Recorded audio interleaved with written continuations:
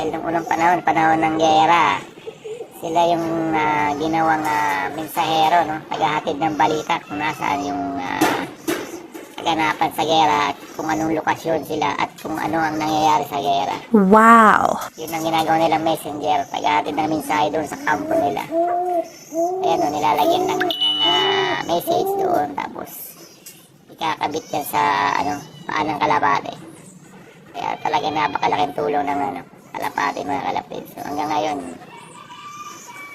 yan ang naging natin larangan yun sa karera. Ginagamit naman siya sa pagiging karerista ng mga tao, no? So sa karera naman siya ngayon nagagamit.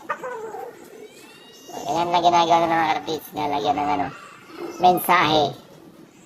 Papakawalan yan, tapos uuwi na yan dun sa pinakabahay nila sa kampo. So ayun mga kalapit, papakawalan na yan. Okay mga kalapatid,